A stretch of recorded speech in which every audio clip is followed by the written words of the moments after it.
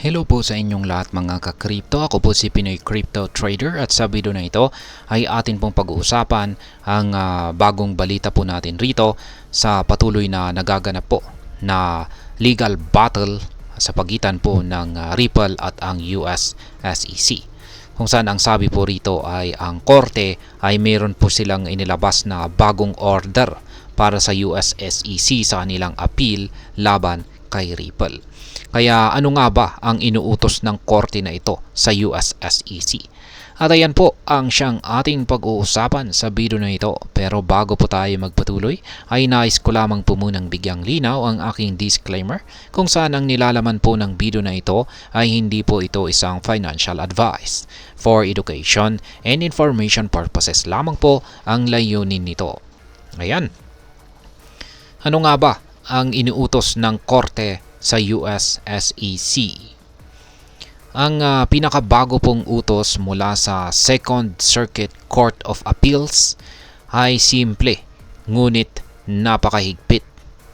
Sinasabi po ng korte na kailangan daw ng US SEC na isubmit or isumite ang kanilang appellate brief o dokumentong naglalaman ng kanilang mga argumento sa kasong ito bago po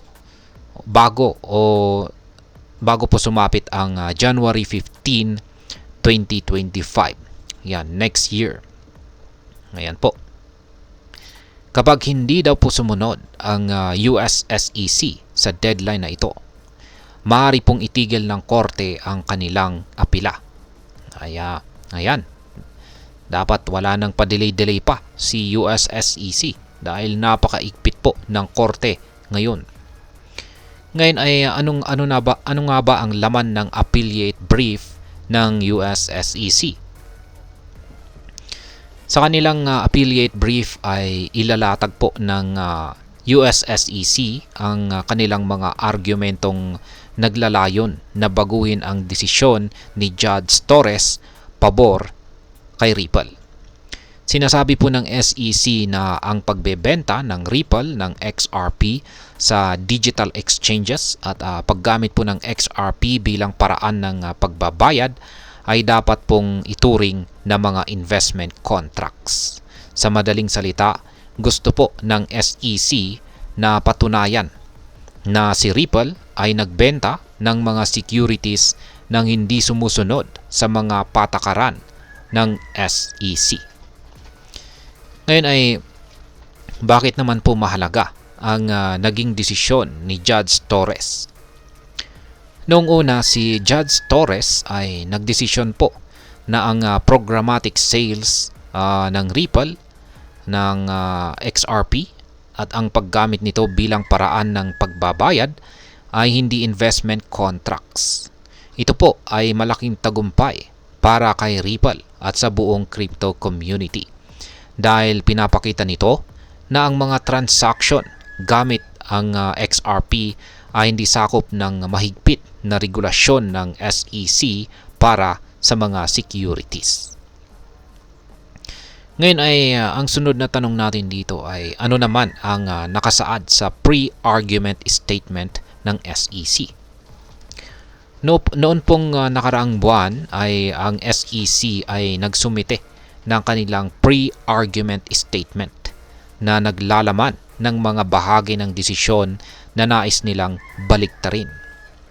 Kasama rito ang muling pagbuhay sa mga paratang laban kina Ginoong Chris Larsen at Ginoong Brad Garlinghouse.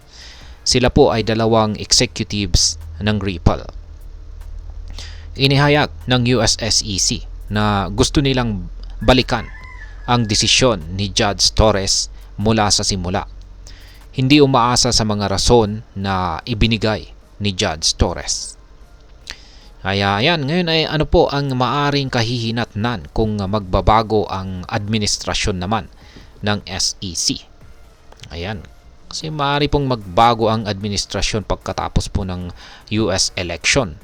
Pwedeng mapalitan si Ginoong Gary Gensler. Kaya marami pong mga taga-suporta ng XRP ang naniniwala na posibleng bawiin ng US SEC ang kanilang kaso bago sumapit ang deadline. Ito ay dahil sa posibilidad na maaring magbitiw ang SEC chairman na si Ginoong Gary Gensler at magkaroon na po ng bagong administrasyon na mas ikabubuti ng industriya ng crypto.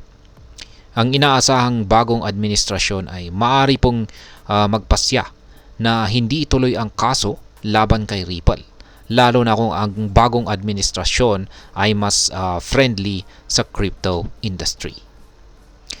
Ngayon ay ano naman po ang sinasabi ng mga eksperto sa crypto tungkol dito? Ang crypto community ay may iba't iba pong opinyon tungkol dito.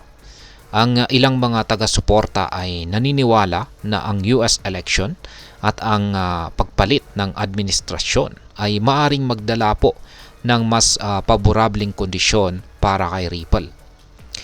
Naniniwala sila na si Ginoong Trump, Donald Trump, ay may pro-crypto stance, or sa madaling salita ay panig po siya ng industriya ng crypto.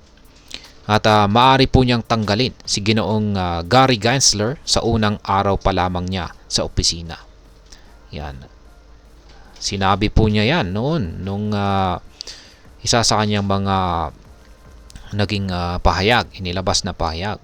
Nasa kung sakaling si Ginoong Donald Trump daw ang nanalo sa pagkapangulo, ayan, sa unang araw pa lamang daw ng kanyang pagkakaupo sa kanyang opisina, ang pinakaunang gagawin daw niya ay ang tanggalin itong si Ginoong Gary Gensler bilang chairman ng SEC.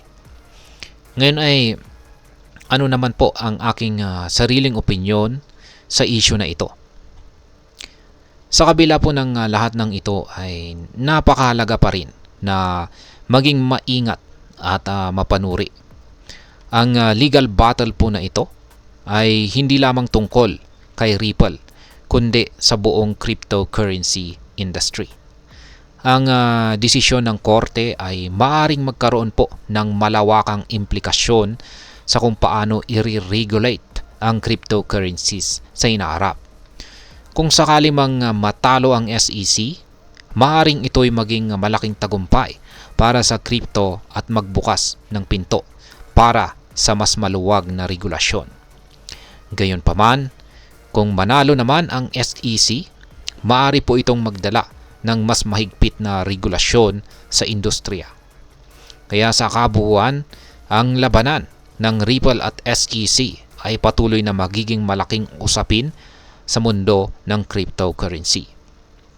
Importante na manatiling updated sa mga kaganapan dahil malaki ang magiging epekto nito sa hinaharap ng cryptocurrencies.